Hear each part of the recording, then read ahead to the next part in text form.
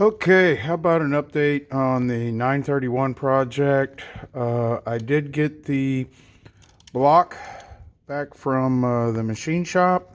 Turned out it was a little bit out of round on the cylinders, so they did a hone. Didn't really bore it, just honed it. Here's the specifications. So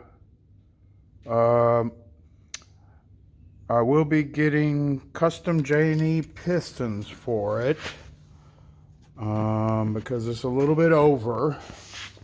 And I'll show you one of the cylinders. I've been trying to protect it. I've got multiple projects going on in this shop. But you can see the hone.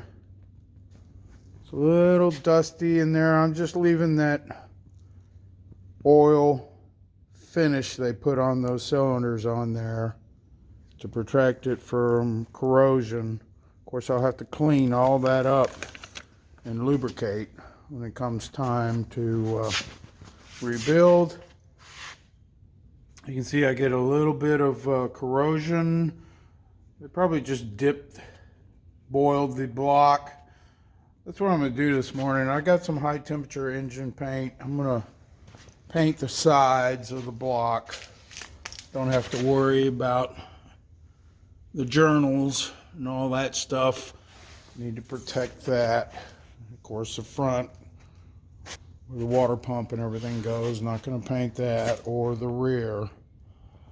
But that's where we're at on the block. And then I did get the turbo back from Lindsay Racing. That was probably 3 or 4 weeks ago. It's bagged. It looks great. Turns out that it had a bad main shaft, so that cost went a little higher than I anticipated.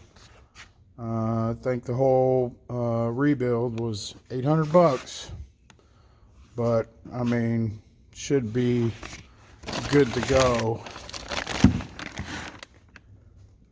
And everything looks spotless. So, not too pleased about the cost, but the net result is really good. I'm just gonna leave that in the bag. And I'll put some paint on the block this morning.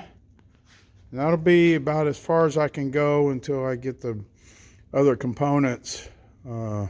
Basically, new set of bearings, all the seals, get the custom pistons and the rings, and then I can start putting the engine back together. So that's today's update.